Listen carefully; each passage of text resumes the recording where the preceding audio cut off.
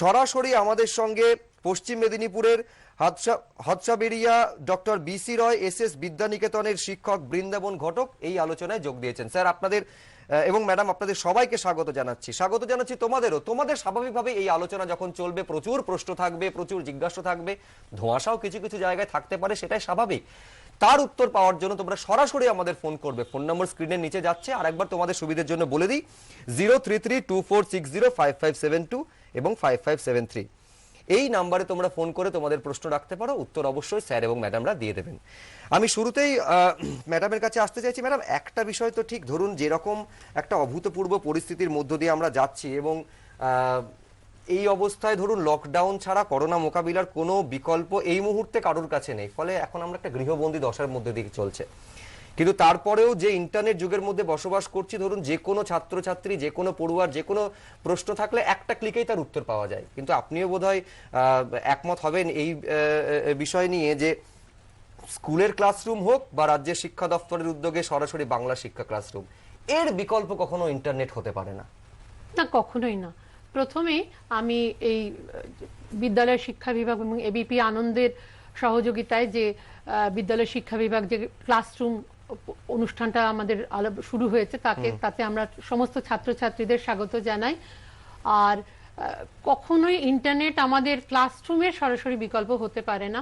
Classroom একটা, সেখানে constant interaction বাচ্চারা পাচ্ছে। তাছাড়া একটা ক্লাস তো সবসময় যে এগিয়ে যাওয়া ছেলেদের নিয়ে নয়, আমরা বেশিরভাগই কাজ করি খুব পিছিয়ে পড়া পড়ুয়াদের নিয়ে। সুতরাং সেই তাদেরও একসাথে এগোনো বাচ্চাদের সঙ্গে সঙ্গে পিছিয়ে পড়া বাচ্চাদের এগিয়ে নিয়ে যেতে হলে, পড়াটা শেখাতে হলে, সেক্ষেত্রে কিন্তু ক্লাসরুম, যেটা আমরা শ্রেণী কক্ষে শিক্ষাদান করি, সেটা ভীষণভাবে জরুরি। এই জন্য আমরা সরকারকে ধন্যবাদ জানাই যে এরকম একটা অনুষ্ঠানের ব্যবস্থা করাতে, যে লকডাউন অবস্থায় বাচ্চাদের পড়াশোনাটা কিন্তু লকডাউন হয়ে যাচ্ছে একেবারে। এবং সেই ক্লাসরুমে যে ধরুন একটা শিক্ষক শিক্ষিকা এবং পড়ুয়াদের মধ্যে বন্ধুত্বের সম্পর্ক তৈরি হয়, সেটা তো আর ইন্টারনেটে কোনোভাবেই সম্ভব নয়। তারা প্রশ্ন পাঠাচ্ছে, সরাসরি ফোন ইন প্রশ্ন করছে। একেবারে। আমি চন্দ্রজিৎ স্যারের কাছে এখানে একবার আসতে চাইছি। মূল একবারে বিষয় যে আজকে ক্লাস 10 এর ফিজিক্যাল সায়েন্সের বিহেভিয়ার অফ গ্যাসের আচরণ, একদম ইনিশিয়াল কিছু কনসেপ্ট দিয়ে যদি আলোচনা শুরু করা যায় স্যার। যেমন ধরুন, আমরা যদি ঘরে একটা ধূপকাঠি জ্বালাই ঘরের কোণে, সঙ্গে সঙ্গে দেখা যায় কি যে ঘর ভর্তি গন্ধটা হয়ে গেল। তাহলে এটা কেন হচ্ছে? এটা বাচ্চাদের মনে তো স্বভাবতই প্রশ্ন যে ঘর ভর্তি গন্ধটা হচ্ছে কেন। কারণ গ্যাসের অণুগুলো সবসময় ছোটাছুটি করছে, প্রচন্ডভাবে ছোটাছুটি করছে। মানে ঠিক একটা বাক্সের মধ্যে যদি আমি একসঙ্গে অনেকগুলো বল দিয়ে ঝাঁকাই, যেভাবে ঠিক নড়বে, ঠিক সেই গ্যাসের অণুগুলো ঠিক সেইভাবে ছোটাছুটি করছে। তাহলে ছোটাছুটি করছে কেন? কারণ গ্যাসের মধ্যে অণুগুলো মধ্যে ব্যবধানটা অনেক বেশি, অনেক দূরে দূরে আছে, যার ফলে এদের মধ্যে কি হয়, আকর্ষণ বলটাও অনেক কম। এবার এই ছোটাছুটি করতে এরা নিজেদের মধ্যে ধাক্কা লাগছে, পাত্রের দেওয়ালে ধাক্কা লাগছে। ধাক্কা লাগা মানে কি, এরা বল প্রয়োগ করছে। এবার আমরা তো জানি যে একক ক্ষেত্রফলের উপর প্রযুক্ত বল হচ্ছে চাপ, মানে চাপ হচ্ছে বল বাই ক্ষেত্রফল। তাহলে যেহেতু বল প্রয়োগ করছে, সেই জন্য গ্যাসের অণুগুলো দেয়ালের উপর চাপ দিচ্ছে। বেশ, এই চাপ দিয়ে যেহেতু শেষ করলেন, চাপ নিয়েই আমার প্রথম প্রশ্ন আপনার কাছে আসতে চাইবো। প্রশ্নটাকে দেখাবো। কোয়েল কর্মকার, পানাগড় রেলওয়ে কলোনি উচ্চ বিদ্যালয়, পশ্চিম বর্ধমান থেকে প্রশ্ন পাঠিয়েছে, গ্যাসের চাপের পরিমাপ আমরা কিভাবে করতে পারি? গ্যাসের চাপের পরিমাপ আমরা কিভাবে করতে পারি? চন্দ্রজিৎ স্যার। গ্যাসের চাপের পরিমাপ করতে গেলে আমাদের যে যন্ত্র দিয়ে আমরা করি, সেটার নাম হচ্ছে ম্যানোমিটার। ম্যানোমিটারটা আর কিছুই না, খুব সামান্য। আমরা অনেকের বাড়িতেই দেখেছি একটা প্লাস্টিকের পাইপ আছে। সেই প্লাস্টিকের পাইপটা যদি আমরা দুরকম ভাবে ধরি, দিলে কি হয়, সমান লেভেলে থাকে। কেন থাকে? কারণ দুদিকে বায়ুর চাপ দিচ্ছে, জলের লেভেলটা সমান। আর ম্যানোমিটারের জন্য আমাদের যেটা করতে হয়, একটা কাঁচের নল নিতে হয়, তার মধ্যে ছবিতে দেখাচ্ছে এটা কালো মতো, ওটা হচ্ছে পারদ নেওয়া হয়। তো যখন নলের দুদিকে সমান থাকে, তাহলে পারদটার লেভেলটা সেম। এবার যে জিনিসের চাপ মাপবো, সেই চাপটা যদি বায়ুর থেকে কিছুটা বেশি বা কম হয়, তখন তার জন্য আমরা নেবো একটা খোলা মুখ ম্যানোমিটার, যেটা একটু আগের ছবিতে গেছে। খোলা মুখ ম্যানোমিটার, খোলা মুখ ম্যানোমিটারের মধ্যে দেখা যাচ্ছে যে ওপর থেকে বায়ুর চাপ দিচ্ছে। বায়ুর চাপটা কত না P0। এবার ডান দিকের যে ছবির প্রথম ছবিতে আমরা দেখতে পাচ্ছি যে পারদটা কিন্তু বাঁ দিকের থেকে নলের থেকে ডান দিকের নলে একটু উঠে আসে। তার কারণ কি, যে পাত্রের চাপ মাপবো সেই পাত্রের চাপ বায়ুর চাপের থেকে কিছুটা বেশি। তো কতটা বেশি না, বায়ুর চাপ যদি P0 হয়, এই চাপের মান হবে P0 প্লাস H ρg। এই এইচটা হচ্ছে দুটো উচ্চতার মধ্যে পার্থক্য, রোটা হচ্ছে পারদের ঘনত্ব এবং জি হচ্ছে তোমরা জানো অভিকর্ষীয় ত্বরণ। তাহলে এবার প্রশ্ন আসতে পারে যে বায়ুর থেকে চাপ বেশি মাপছি, কম কি মাপতে পারবো না? নিশ্চয়ই পারবো। ডান দিকের ছবিতেই দেখা যাচ্ছে যেখানে চাপটা হচ্ছে বায়ুর চাপের থেকে কম, সেক্ষেত্রে বায়ুর চাপ যদি P0 হয় তাহলে আমরা চাপ মাপবো কি না P0 মাইনাস H0G। এইবার যদি কোনো পাত্রের চাপ খুবই কম হয়, বায়ুর চাপের সঙ্গে তুলনীয় নয়, তখন আমরা বদ্ধমুখ ম্যানোমিটার ব্যবহার করব। বদ্ধমুখ ম্যানোমিটারের ক্ষেত্রে তখন চাপটা হয়ে যাবে সরাসরি P = H/ρG। এইভাবে আমরা চাপ পরিমাপ করতে পারি। বেশ, প্রথম প্রশ্নের উত্তর কোয়েল, আশা করি তুমি যে প্রশ্ন পাঠিয়েছো তার উত্তর পেয়ে গেছো। আচ্ছা, দ্বিতীয় প্রশ্নে আমি এবারে চলে আসি। আমি ম্যাডামের কাছে এই দ্বিতীয় প্রশ্নের উত্তর নেব। অঙ্কিত মণ্ডল কমলপুর নেতাজি উচ্চ বিদ্যালয় বাঁকুড়া থেকে পাঠিয়েছে। আমরা প্রশ্নটাও দেখতে পাচ্ছি, বেলুনে ফু দিলে বেলুনের আয়তন এবং চাপ বাড়ে, এখানে বয়েলের সূত্রটি কি লঙ্ঘিত হয়? এই প্রশ্নের উত্তর দিতে হলে আমাদের তো প্রথমেই বয়েলের সূত্রতে যেতে হবে। ঠিক। বয়েলের সূত্র 1660 সালে ইংরেজ বিজ্ঞানী বয়েল তিনি প্রথমে স্থির তাপমাত্রায় নির্দিষ্ট ভরের গ্যাসের চাপের সঙ্গে আয়তনের পরিবর্তনের সম্পর্কটি প্রকাশ করেন। সূত্রটির বক্তব্য ছিল যে স্থির তাপমাত্রায় কোনো নির্দিষ্ট ভরের গ্যাসের আয়তন গ্যাসের চাপটির সঙ্গে ব্যস্তানুপাতে পরিবর্তিত হয়, যার যে গাণিতিক রূপটা মদন মোহন স্যার আমাদের বোর্ডে দিচ্ছেন। হ্যাঁ, সেটা দেখতেও পাচ্ছি আমরা V বোর্ডে, values as বোর্ড 1 ওয়ার্কের by P। মাধ্যমে আরো বুঝিয়ে পরিষ্কারভাবে বুঝিয়ে দিচ্ছেন মদন মোহন স্যার। হ্যাঁ স্যার। যে গ্যাসের যে আয়তন, যদি আমরা ভি ধরে, ভি ফর ভলিউম, আর পি হচ্ছে গ্যাসের উপর প্রযুক্ত চাপ, গ্যাসের ভর এম এবং উষ্ণতা যদি স্থির থাকে, তাহলে ম্যাডাম যেটা বললেন যে গ্যাসের আয়তন উহার উপর প্রযুক্ত চাপের সাথে ব্যস্তানুপাতে পরিবর্তিত হয়। তাহলে গাণিতিক রূপটা কি দেখছি? V proportional to 1/P। তাহলে স্বাভাবিকভাবেই তোমার একটা ধ্রুবক চলে আসবে এখানে, সেটাকে আমি লিখছি কে। তাহলে ভি = K × 1/P। তাহলে এখান থেকে আমরা পেয়ে যাচ্ছি PV = K। তার মানে গ্যাসের উপর প্রযুক্ত চাপ আর ওই প্রযুক্ত চাপে গ্যাসের আয়তনের গুণফল সর্বদাই হচ্ছে ধ্রুবক। এখান থেকে আমরা লিখতে পারি অবশ্যই P1 V1 = তাহলে কি দাঁড়াবে P2 V2, বা যদি আরো অনেকবারই যদি আমি চাপ পরিবর্তন করতে থাকি তাহলে এটা আমি পেতে পারি Pn × Vn = অবশ্যই কি থাকবে? ধ্রুবক। এখানে আমরা আরেকটা জিনিস একটু দেখাতে চাইবো আমার শিক্ষার্থীদের, যে এই সংক্রান্ত কিছু লেখচিত্র যেটা খুব মানে পরীক্ষার জন্য ইম্পর্টেন্ট এবং একটা ধারণা তৈরি হবে। সেখানে যদি আমরা চাপ এবং আয়তনের এই যে ব্যস্তানুপাত সম্পর্কটা যদি আমরা লেখচিত্রের মাধ্যমে দেখাই, এখানে কি আছে? উষ্ণতা এবং গ্যাসের ভর স্থির, তাহলে এরকম একটা সমপরাবৃত্ত আমরা কিন্তু লেখচিত্র পাবো। এবং যদি আমি বিভিন্ন উষ্ণতায়ও এই একই পরীক্ষাটা করতে থাকি, তাহলে আমি এই রকম একাধিক আমি কি পাবো? সমপরাবৃত্ত লেখচিত্র পাবো। এবং যেহেতু এখানে উষ্ণতা স্থির থাকে, এগুলোকে আইসোথার্ম বা সমষ্ণ রেখা বলা হয়। আমি দেখি যেখানে যে যদি আমি টেম্পারেচার ধরি T1, T2 এবং হচ্ছে T3, মানে তিনটে তাপমাত্রায় আমার এখানে লেখচিত্র দেখানো আছে। স্বাভাবিকভাবে তোমরা জানো যে তাপমাত্রা বৃদ্ধি পেলে কি হয়? গ্যাসের চাপ বৃদ্ধি পায়। তাহলে এখানে আমি দেখতে পাচ্ছি T3 > T2 > T1। যদি আমি আরেকটা এখানে যে এই PV = K, এটাকেও যদি লেখচিত্রের মাধ্যমে দেখাই, তাহলে কিন্তু আমরা এখানে দেখব যে এটা কি আছে? একটা এক্স অক্ষকে আমরা কি করছি? এখানে চাপ এবং ওয়াই অক্ষে পিভি গুণফল প্রকাশ করেছি। তাহলে আমাদের কি হবে? যে পিভি এটা এক্স অক্ষের সমান্তরাল এই লেখচিত্র আমরা পাবো। এই প্রসঙ্গে আমি আরেকটা লেখচিত্র দেখাতে চাইবো, যে যদি আমাদের পি ভার্সেস 1/V লেখচিত্র আমরা করতাম, তাহলে কি হতো? এটা কি করছি আমি? 1/V। তাহলে দেখো পির সাথে 1/V এর কি সম্পর্ক? আমি যদি এখানে দেখি তাহলে কিন্তু এটা সমানুপাতিক সম্পর্ক হয়ে যাবে। তার মানে এটা একটা মূল বিন্দুগামী ঊর্ধ্বমুখী সরলরেখা আমরা পাবো। আশা করি বয়েল সূত্র সম্পর্কে তোমরা বিস্তারিত বুঝতে পেরেছো। এইবার এই প্রসঙ্গটাতে আমি একটু আসি, যে বেলুনে ফুঁ দিলে, এটা খুব দারুণ প্রশ্ন একটা, যে স্বাভাবিকভাবে আমাদের খুব একটা কনফিউজিং মনে হয় যে বেলুনে ফুঁ দিচ্ছি, একই প্রশ্ন ফুটবলেও হতে পারে, যে ফুঁ দিচ্ছি সেখানে চাপ এবং আয়তন দুটো একই সাথে বাড়ছে, এটা কি বয়েল সূত্রের বিরোধী? আসলে প্রশ্নটা এক্ষেত্রে বয়েল সূত্র প্রযোজ্যই না। কেন প্রযোজ্য নয়? নাম্বার 1, দেখছো বয়েল সূত্রের শুরুতে আমি কি লিখেছি? গ্যাসের ভর এবং উষ্ণতা দুটোই স্থির। কিন্তু এই বেলুনের ক্ষেত্রে যেহেতু আমরা যখন ফুঁ দিচ্ছি তাহলে ওর মধ্যে আমরা আরো কি করছি, গ্যাসীয় পদার্থ প্রবেশ করাচ্ছি, তাহলে নিশ্চয়ই গ্যাসের ভর সেখানে স্থির থাকছে না। একেবারে। যদি গ্যাসের ভর স্থির না থাকে তাহলে বয়েল সূত্র প্রযোজ্য হবে না। আরো একটা প্রসঙ্গ, সেখানে কিন্তু উষ্ণতাটাও কিন্তু স্থির থাকে না। আমরা যখন মুখ দিয়ে যখন ভিতরে গ্যাসীয় টেম্পারেচারটা পদার্থ বাড়ছে। প্রবেশ করাই তখন তার টেম্পারেচারটা তাপমাত্রা মানে স্যার আমি পরিবর্তিত এটাই হয়। বলতে যাচ্ছিলাম যে V inversely proportionate to P, এটা ততক্ষণ সত্যি যতক্ষণ এম এবং টি কনস্ট্যান্ট। একদম একদম, যতক্ষণ এম এবং টি কনস্ট্যান্ট থাকছে ততক্ষণই এই আপনার এই সমীকরণটার সত্যতা রয়েছে। আচ্ছা, এখানে আমার তৃতীয় প্রশ্নটা নিয়ে নেওয়া প্রয়োজন। আমি স্যারের কাছে আসবো। আমি প্রশ্নটা আগে টেলিভিশন স্ক্রিনে দেখাতে চাইবো। অতনু দে প্রশ্ন পাঠিয়েছে তুলিন তপবন হাই স্কুল পুরুলিয়া থেকে। তার প্রশ্ন, বায়ুর বুদবুদ গভীর জলের তলদেশ থেকে ওপরের দিকে উঠলে তার আয়তন বাড়ে নাকি স্যার কমে যায়?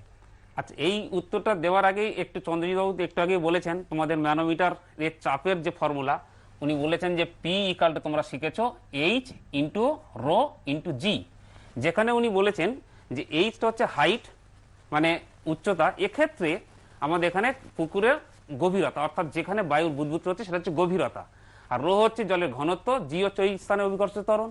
স্বাভাবিকভাবেই এই ঘনত্ব এবং জি এ দুটো তো স্থির থাকছেই। যখনই বায়ুর বুদবুদটা যখন নিচে থেকে উপর উঠছে, নিশ্চয়ই বুঝতে পারছো যে সেখানে উচ্চতাটা কি হচ্ছে, ক্রমশ কমছে। উচ্চতা যদি কমতে থাকে তাহলে চাপটাও কমে যায়। আর আমরা একটু আগে কি শিখেছি বয়েল সূত্র থেকে, যে চাপ যদি কমে তাহলে আয়তন বেড়ে যাবে, যেহেতু ব্যস্ত অনুপাতের সম্পর্ক। ফলে পুকুরের তলদেশে সৃষ্ট যে কোনো বায়ুর বুদবুদ যতই উপর উঠবে তত তার আয়তন কি হবে, বৃদ্ধি পাবে। আশা করি তোমরা নিশ্চয়ই বুঝতে পেরেছো। বেশ, আমি এবারে চন্দ্রজিৎ স্যারের কাছে আসবো। স্যার, স্যার যেমন মদন মোহন স্যার যখন বলছিলেন, ব্যাখ্যা করছিলেন, লেখচিত্রের মাধ্যমে সুন্দর বুঝিয়ে দিচ্ছিলেন, এই চ্যাপ্টার এই যে বিহেভিয়ার অফ গ্যাস, তার সঙ্গে তো অঙ্কের একটা সরাসরি সম্পর্ক রয়েছে। মানে অঙ্কটা যদি, গণিতটা যদি পরিষ্কার না করা যায় এখানে, তাহলে বোধহয় চ্যাপ্টারটাই অসম্পূর্ণ থেকে যায়। চ্যাপ্টারটাই একটু যদি একদম ব্যাখ্যা ঠিক মতো করেন। শেখা হয় না, কারণ এই চ্যাপ্টারে প্রায় প্রত্যেকটা সূত্রের সঙ্গে সঙ্গেই কিন্তু অঙ্ক জড়িয়ে আছে। একেবারে অঙ্কগুলো এবং প্রত্যেক বছরই আমরা দেখতে পাই মাধ্যমিক পরীক্ষায় কিন্তু অঙ্ক আসে, কারণ এই চ্যাপ্টারে অঙ্ক করা বাধ্যতামূলক। যেমন একটা অঙ্ক আমরা বলতে পারি যে বয়েলের সূত্র প্রয়োগ করতে গেলে প্রথমেই আমাদের যেটা খেয়াল রাখতে হবে যে ভর এবং উষ্ণতা স্থির। তাহলে যেহেতু আমরা বয়েলের সূত্রই শিখলাম, তাহলে আমরা একটা অঙ্ক ধরতে পারি যে স্থির উষ্ণতায় একটা গ্যাসের মধ্যে একটা কঠিন পদার্থ আছে। তো এই কঠিন পদার্থটার 75 সেন্টিমিটার পারস্তম্ভের চাপে তার আয়তন ধরে নিলাম 100 সিসি। এবার যদি আমরা চাপ বাড়িয়ে দিই, ধরে নিন চাপ হচ্ছে 100 সেন্টিমিটার পারস্তম্ভ করলাম, আর তখন তার আয়তনটা হলো 80 সিসি। তাহলে এবার কোশ্চেনটা হচ্ছে যে কঠিন পদার্থের আয়তন কত। এখন এক্ষেত্রে তো আমরা তো শিখলাম যা কিছু গ্যাস নিয়ে, গ্যাসের চাপ বাড়লে আয়তন কমে, তাহলে এখানে কঠিন পদার্থ এলো কেন? তাহলে এখানে আমাদের জানতে হবে যে চাপ বাড়লে গ্যাসের আয়তনের কমে, প্লাস চাপ কমলে আয়তন বাড়ে, কিন্তু কঠিন পদার্থের আয়তনের কোনো পরিবর্তন হয় না। তাহলে যেহেতু আমরা স্থির উষ্ণতায় বললাম, তাহলে এক্ষেত্রে বয়েলের সূত্র প্রয়োগ করব। আর বয়েলের সূত্র মদন মোহন বাবু তো গাণিতিক রূপটা দেখালেনি, যে বয়েলের সূত্রের গাণিতিক রূপ হচ্ছে P1V1 = P2V2। তাহলে যেহেতু আমরা কঠিন পদার্থের আয়তনটা বের করব, তো কঠিন পদার্থের আয়তনটা আমরা ধরে নেবো একটা কিছু xcc। তাহলে চাপটা কত? P1 হচ্ছে, আমরা ধরে নিই প্রাথমিক চাপ P1, সেটা হচ্ছে 75 সেন্টিমিটার। তাহলে V1 যেটা গ্যাসের আয়তন, সেটা নিশ্চয়ই 100 সিসি নয়, সেটা একটু কম হবে। এটা হবে অ্যাকচুয়ালি 100 - x, কারণ কঠিন পদার্থের আয়তনটা বাদ দিয়ে বাকিটা গ্যাসের আয়তন। তাহলে এবার কোশ্চেনের দ্বিতীয় ক্ষেত্রে কি হবে?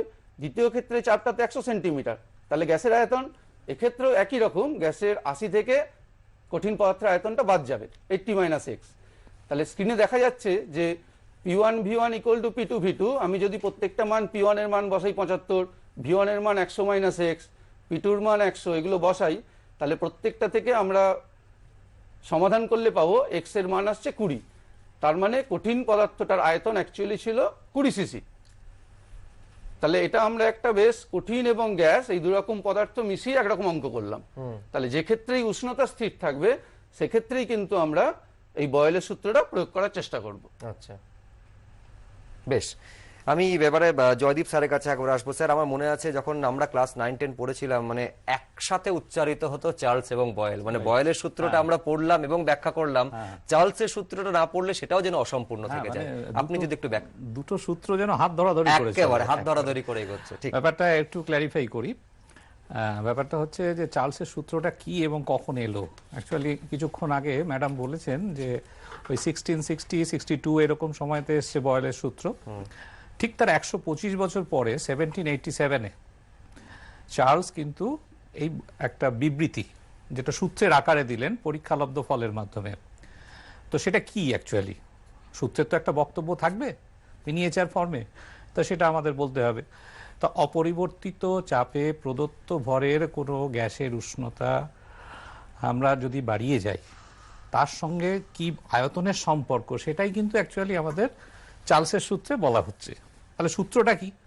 তাহলে অপরিবর্তিত চাপে প্রদত্ত ভরের কোনো গ্যাসের আয়তন প্রতি ডিগ্রি সেলসিয়াস উষ্ণতা বৃদ্ধি বা হ্রাসের জন্য ওই গ্যাসের 0 ডিগ্রি সেলসিয়াস উষ্ণতায় যে আয়তন হবে তার একটা নির্দিষ্ট ভগ্নাংশ। সেই ভগ্নাংশটা কত? অ্যাকচুয়াল ভ্যালু হচ্ছে 1/273.15, কিন্তু সেটাকে আমরা গাণিতিক সুবিধার জন্য 1/273 ধরে নিয়ে স্যার কি বোর্ডে বোধহয় ওটাই ব্যাখ্যা করছেন? এটা ঠিক প্রতি 1 ডিগ্রি সেলসিয়াস তাপমাত্রা বৃদ্ধির জন্য 0 ডিগ্রি সেলসিয়াস উষ্ণতায় তার যা আয়তন অতটা করে বাড়বে বা কমবে। আচ্ছা, এইটা হচ্ছে চার্লসের সূত্র। তো চার্লসের সূত্রের অ্যাকচুয়ালি উপযোগিতাটা কোথায়? উপযোগিতাটা আমাদের এখানেই যে চার্লসের সূত্র কিন্তু আমাদের একটা গেসিয়া স্কেল যেটা আমাদের হাতে তুলে দিয়েছে, সেটা হচ্ছে কেলভিন স্কেল। ঠিক। তো কেলভিন স্কেলের কনসেপ্টটা আসতে গেলে আমাকে তাহলে চার্লসের সূত্রটা পড়তে হবে। এবার চার্লসের সূত্রতে আমরা অ্যাকচুয়ালি তাহলে কি পাচ্ছি? প্রদত্ত ভর বলতে ভরটা অপরিবর্তিত থাকবে, আর কি অপরিবর্তিত? চাপটা অপরিবর্তিত থাকবে। তাহলে দুটো এখানে কিন্তু অপরিবর্তিত ভৌত রাশি রয়ে গেছে। এবার তাহলে তার গাণিতিক ফর্মটা কি হবে? গাণিতিক রূপটা কিন্তু অ্যাকচুয়ালি আমরা দুভাবে দেখাই। আমরা আয়তনটাকে কখনো সেলসিয়াস স্কেলের রেসপেক্টে দেখাই, অর্থাৎ সেলসিয়াস টেম্পারেচারের রেসপেক্টে আয়তনটাকে দেখাই, আবার কখনো সেটা আমরা কেলভিন স্কেলের রেসপেক্টে দেখাই। তাহলে আমাদের যে নেচার অফ গ্রাফ আমাদের সেটা দেখাবে। সেটা আমি একটু মদন মোহন স্যার ছোট্ট করে একটু ডেসক্রাইব করে দিন, আমি তারপর পরের প্রশ্ন নিয়ে আবার জয়দীপ স্যারের কাছে আসছি। আমরা একটু দেখি চার্লসের সূত্রে যে যদি মনে করি 0 ডিগ্রি সেন্টিগ্রেড তাপমাত্রায় গ্যাসের প্রাথমিক আয়তন V0 হয়, তাহলে প্লাস টি ডিগ্রি অর্থাৎ টি ডিগ্রি সেন্টিগ্রেড উষ্ণতা বৃদ্ধির জন্য অবশ্যই গ্যাসের আয়তন বৃদ্ধি হবে কত? তাহলে প্রাথমিক আয়তনের 1/273 ইন্টু টি। তাহলে ওই তাপমাত্রাতেই গ্যাসের আয়তন কত হবে? আমি মনে করি যদি V1 হয় তাহলে প্রাথমিক আয়তন ছিল V0, বৃদ্ধি পেলে কত? V0 T/273। তাহলে V0 এখানে আমি কমন নিয়ে নিলাম, পড়ে রইল কি আমার 1 + T/273। একইভাবে যদি আমার ওই প্লাস টি ডিগ্রি সেন্টিগ্রেড না হয় যদি টি ডিগ্রি হ্রাস করতাম অর্থাৎ কমিয়ে দিতাম, তাহলে কি হতো? অবশ্যই এখানে মাইনাস হতো, অর্থাৎ সেই আয়তনটা হতো V0 × 1 - T/273। স্বাভাবিকভাবেই আমরা এটা লিখতে পারি V ± T = V0 × 1 ± T/273। আচ্ছা, এখান থেকে একটা জিনিস না বললেই নয়, যে বিষয়টা আছে পরম উষ্ণতা, যেটা স্যার একটু আগে বললেন যে পরম স্কেল, এখানে যদি আমি টি যদি -273 ডিগ্রি সেন্টিগ্রেড আমি বসাই, তাহলে সমীকরণটা কি দাঁড়াচ্ছে দেখো তোমরা। এখানে V - 273 ডিগ্রি সেন্টিগ্রেডে তার আয়তন কত হবে? তাহলে প্রাথমিক আয়তন ছিল V0 ইন্টু কত 1 মাইনাস, তাহলে এখানে কত 273 বাই কত 273, তাহলে কত হলো আমার V0 ইন্টু 1 - 1 অর্থাৎ কি হলো 0। তার মানে দেখছি -273 ডিগ্রি সেন্টিগ্রেড তাপমাত্রায় যে কোনো গ্যাসের আয়তন কত হয়ে যাচ্ছে আমার 0। এই জন্য এই তাপমাত্রাকে অর্থাৎ -273 ডিগ্রি সেন্টিগ্রেড তাপমাত্রাকে বলা হয় পরম শূন্য তাপমাত্রা। যদি একটা জিনিস মাথায় রাখো, এই তাপমাত্রা কিন্তু এখনো পর্যন্ত বাস্তব অস্তিত্ব প্রায় নেই বললেই চলে, তার অনেক আগে কিন্তু তার গ্যাসীয় অবস্থাটা হারিয়ে ফেলে। একটা ছোট্ট জিনিস একটু যদি খুব দ্রুত স্যার, আমাকে এখনো প্রশ্ন রয়েছে। হ্যাঁ, একটা লেখচিত্রের মাধ্যমে শুধু একটু দেখিয়ে দিই কনসেপ্টটা, যে তাপমাত্রা বৃদ্ধি পেলে গ্যাসের আয়তন বৃদ্ধি পায়। দেখো, যদি এই মনে করি 0 ডিগ্রি সেন্টিগ্রেড তাপমাত্রায় গ্যাসের প্রাথমিক আয়তন ছিল, এটাই মনে করা হচ্ছে তোমার V0, এবং দেখা যাচ্ছে যে যদি আমি গ্রাফটাকে পশ্চাতে বর্ধিত করি তাহলে -273 গ্যাসের আয়তন কত যাচ্ছে 0। কিন্তু পরম শূন্য তাপমাত্রায় আমার কি হচ্ছে, এটা মূল বিন্দুগামী একটা ঊর্ধ্বমুখী সরলরেখা হচ্ছে। বেশ। আশা করি তোমরা বুঝতে পারবে। হ্যাঁ, আমি এবারে জয়দীপ স্যারের কাছে আসবো। আরো একটা প্রশ্ন আমাদের রয়েছে, রিয়া সিংহ এই প্রশ্ন পাঠিয়েছে ইসলামপুর গার্লস হাই স্কুল, উত্তর দিনাজপুর থেকে। তার প্রশ্ন, স্যার শুষ্ক বায়ু অপেক্ষা আর্দ্র বায়ু লঘু কেন? সে প্রশ্ন আমরা দেখতেও পাচ্ছি, এটা শুষ্ক বায়ু অপেক্ষা আর্দ্র বায়ু লঘু কেন? মানে আমাদের যেটা সচরাচর ধারণা হয় আমাদের আর্দ্র ধারণা বায়ু হয়, মানেই তো আর্দ্র তাহলে বায়ুটা- জলীয় বাষ্প আছে। হ্যাঁ, ওটা উল্টোটা হয়, উল্টোটা হয় কেন? হ্যাঁ, কিন্তু আমরা যদি সাধারণ একটা এক্সাম্পলের দিকে তাকাই, আমরা তো বায়ুতে মেঘ ভেসে বেড়াতে দেখতে পাই। তো মেঘ তো জলীয় বাষ্প দিয়ে তৈরি, তাহলে সে তো ভেসে বেড়াচ্ছে, তাহলে স্বভাবতই সে হালকা বলে ভেসে বেড়াচ্ছে। এবার তাহলে আমরা এটার ব্যাখ্যাতে চলে আসি, তাহলে ব্যাখ্যাটা কি হবে? আসলে যখন আমরা শুষ্ক বায়ুর কথা বলি, শুষ্ক বায়ুতে কিন্তু জলীয় বাষ্পের পরিমাণটা ওই লেস দ্যান 1%-এর মতো।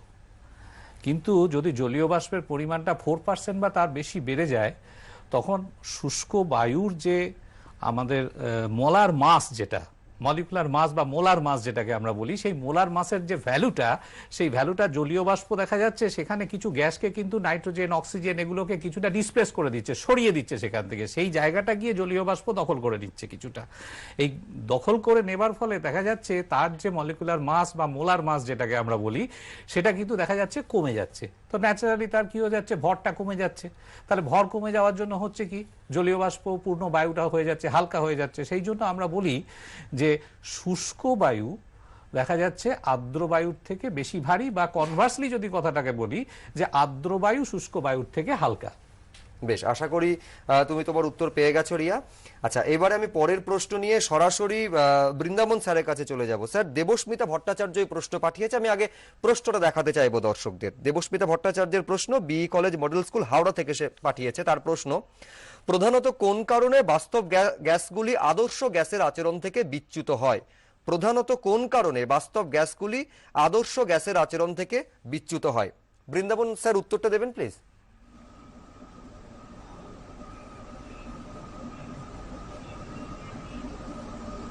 হ্যাঁ, এখানে তোমরা এক্ষুনি গ্রাফিক্যাল প্রেজেন্টেশনটা দেখছিলে অ্যাকর্ডিং টু বয়েলস ল, যখন এম এবং পি কনস্ট্যান্ট তখন ভি ভ্যালিস 1/p। এখানে স্যার বলে গেছেন যে এখানে পি এবং ভি এর যখন গ্রাফিক্যাল প্রেজেন্টেশনটা হয়েছে তখন একটি রেক্ট্যাঙ্গুলার হাইপার বলা হয়েছে। কিন্তু বয়েলস তার জীবদ্দশাতেই দেখেছেন বিভিন্ন এক্সপেরিমেন্টের মারফত যে এক্সপেরিমেন্টালি কিন্তু এটা হয় না, এক্সপেরিমেন্টালি কিন্তু স্লাইড ডেভিয়েশন আসছে। আবার তোমরা চার্লসের লয়ে দেখলে যেটা পরম তাপমাত্রায় চার্লসের সূত্র, সেখানে ভি এবং টি এর যে প্রেজেন্টেশন সেটা অবশ্যই একটা স্ট্রেট লাইন হওয়া উচিত, কিন্তু সেই স্ট্রেট লাইনটাকে আমরা কিন্তু এখানে এক্সপেরিমেন্টালি সামান্য একটা সলিড কার্ভ চলে আসে। একটু পরে আবার আলোচনা হবে তোমাদের যে পিভি সমান RT, যেটা আদর্শ গ্যাসের সমীকরণ। তো সেখানেও আমরা একইভাবে দেখতে পাবো যে পি এবং ভি এর যদি আমরা গ্রাফ টানি, অবশ্যই সেটা পি অ্যাক্সিসের সাথে একটা স্ট্রেট লাইন হওয়া উচিত প্যারালাল, কিন্তু সেই স্ট্রেট লাইন প্যারালালটাও কিন্তু হয় না, সেখান থেকে নিচের দিকে স্লাইডলি কিন্তু ডিফারেন্সটা চলে আসে, একটু ডেভিয়েশন চলে আসে। এখন এই ডেভিয়েশন গুলো কি কারণে হয় সেটা জানতে গেলে আমাদের কিন্তু কাইনেটিক থিওরি অফ গ্যাসেসের যে পস্টুলেটস গুলো আছে সেখানে কিন্তু আমরা চলে যাব। কারণ সেখানে প্রথমেই বলা আছে যে আমরা ধরে নিতে হবে যে এটা পয়েন্ট মাস গ্যাস মলিকিউলস গুলো, কিন্তু গ্যাস মলিকিউলস গুলো পয়েন্ট মাস তো হতে পারে, কিন্তু যেগুলো রিয়েল গ্যাসের ক্ষেত্রে গ্যাস মলিকিউলস কখনো পয়েন্ট মাস হবে না, তার একটা ফাইনাইট স্পেস অকুপাই করবে। এই ফাইনাইট স্পেসটা সে যদি অকুপাই করে তাহলে সে আর পয়েন্ট মাস থাকলো না। আবার আরেকটা স্বীকার্য ধরে নেওয়া হয়েছে যে এখানে ইন্টারমলিকুলার ফোর্স অফ অ্যাট্রাকশন থাকবে না, ইন্টারমলিকুলার কোনো ফোর্স থাকবে না, সে অ্যাট্রাকশন হোক বা রিপালশন হোক। কিন্তু রিয়েল গ্যাসের ক্ষেত্রে ইন্টারমলিকুলার ফোর্স থাকে, অ্যাট্রাকটিভ হতে পারে বা রিপালসিভও হতে পারে। হাই প্রেসার এবং লো টেম্পারেচারের ক্ষেত্রে এক্ষেত্রে যে গ্যাসগুলো পরস্পরের থেকে যেহেতু মলিকুলসগুলো একটু দূরে দূরে থাকে তাই একটু কম হয়, তাই হাই টেম্পারেচার এবং লো প্রেসারের ক্ষেত্রে কাছাকাছি একই রকম, কিছুটা আমাদের রিয়েল গ্যাসের সঙ্গে আইডিয়াল গ্যাসের খানিকটা কাছাকাছি একটা ডেভিয়েশনটা অনেকটা কম হয়। এছাড়াও আবার একটা কম্প্রেসিবিলিটি ফ্যাক্টর একটা আছে, তোমরা যে কম্প্রেসিবিলিটি ফ্যাক্টরটা এখন জানো না। কম্প্রেসিবিলিটি ফ্যাক্টর হচ্ছে যে actual volume of real gas আর by volume as predicted by ideal gas at the same temperature and pressure। এই জেড এর মানটাও কিন্তু 1 হবে রিয়েল গ্যাসের ক্ষেত্রে, আর যদি এটা জেড লেস দ্যান 1 হয় তাহলে অবশ্যই বুঝতে হবে এখানে ফোর্স অফ অ্যাট্রাকশন অবশ্যই এখানে উপর এক্সিস্ট করছে। আবার জেড যদি গ্রেটার দ্যান 1 হয় সেখানেও বুঝতে হবে যে এখানে ফোর্স অফ রিপালশন এক্সিস্ট করছে, তাহলে অবশ্যই ইন্টারমলিকুলার ফোর্স এক্সিস্ট করছে। এবং এই কারণের জন্য আমরা ডেভিয়েশনটা পাচ্ছি রিয়েল গ্যাসের থেকে আইডিয়াল গ্যাসের। অর্থাৎ আইডিয়াল বেশ গ্যাস স্যার আরেকজন প্রশ্ন করেছে কিরণময় মৃধা, দশম শ্রেণীর ছাত্র, সেই মুহূর্তে তার প্রশ্ন নিয়ে ফোন লাইনে রয়েছে। হ্যাঁ, বলো তোমার প্রশ্ন। নমস্কার স্যার, আমি বেহালা আর্য বিদ্যা মন্দির স্কুলে দশম শ্রেণীর ছাত্র বলছি। হ্যাঁ বলো। কোন যুক্তিতে একটি বাস্তব গ্যাসকে আদর্শ গ্যাস হিসেবে গণ্য করা যেতে পারে? আচ্ছা, কে দেবেন কোন যুক্তিতে বাস্তব গ্যাসকে আদর্শ গ্যাস রূপে গণ্য করা যেতে পারে? স্যার আপনি বলবেন। এক্ষুনি তোমরা শুনলে যে সাধারণত আদর্শ গ্যাসগুলোর ক্ষেত্রে কি হয়, আমরা কতকগুলো ধরে নিই, তার মধ্যে গ্যাসের অণুগুলোর আয়তনকে আমরা পাত্রের আয়তনের তুলনায় নগণ্য বলে ধরে নিই এবং উপেক্ষা করি। আরেকটা যেটা ধরে নিই যে গ্যাস অণুগুলোর মধ্যে কোনো আকর্ষণ বল নেই, মানে আদর্শ গ্যাসের পুরোটাই স্থিতিশক্তি, কিন্তু বাস্তবে তো এটা হয় না। তাহলে এই দুটো জিনিসকে কাটাতে হবে। এই দুটো জিনিসকে কাটাতে গেলে আমাকে কি করতে হবে না, গ্যাসের অণুর সংখ্যাটাকে খুব কমিয়ে দিতে হবে। খুব কমিয়ে দিলে চাপ কমাতে হবে, তাহলে খুব চাপ কমাতে হবে। আর আকর্ষণ বল যদি খুব কমাতে হয় তাহলে আমাকে উষ্ণতা অনেক বাড়াতে হবে। সুতরাং খুব নিম্ন চাপে এবং খুব উচ্চ উষ্ণতায় বাস্তব গ্যাসগুলো আদর্শ গ্যাসের ন্যায় আচরণ করে। বেশ, আমি এবারে সময় একেবারে সংক্ষিপ্ত ম্যাডাম, আপনি যদি অ্যাসাইনমেন্টটা স্টুডেন্টসকে দিয়ে দেন আজকে। স্ক্রিনে আসুক। হ্যাঁ আপনি বলে বলুন, দিচ্ছি, হ্যাঁ। স্ক্রিনে আমাদের চলে আসবে।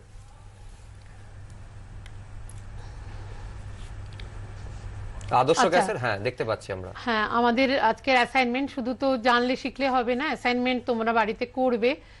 প্রথম আছে, নির্দিষ্ট ভরের কোনো আদর্শ গ্যাসের তাপমাত্রা T1 থেকে T2 তে পরিবর্তিত হলে গ্যাসের চাপ ও আয়তন উভয় দ্বিগুণ হয়।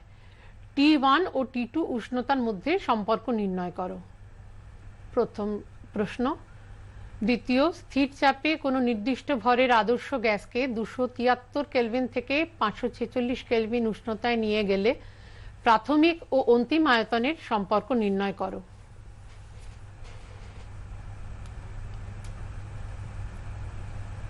তৃতীয়, ফুটবলে পাম্প করার সময় বাতাসের উপর চাপ বাড়ানো সত্ত্বেও তার আয়তন বাড়ে কি করে, ব্যাখ্যা করো। তোমরা স্ক্রিনে দেখতে পাচ্ছ। তাহলে এই হচ্ছে অ্যাসাইনমেন্ট। এবং আমার মনে আছে বেলুনে কথা বলতে গিয়ে স্যারও বলছিলেন, ফুটবলের উদাহরণ দিচ্ছিলেন। আমার মনে হয় যে এই সমস্ত প্রশ্নের উত্তর দেওয়া এবং বাড়িতে অ্যাসাইনমেন্ট প্রিপেয়ার করা আজকের এই আলোচনার পর পড়ুয়াদের ক্ষেত্রে অনেকটা সহজ হয়ে গেল।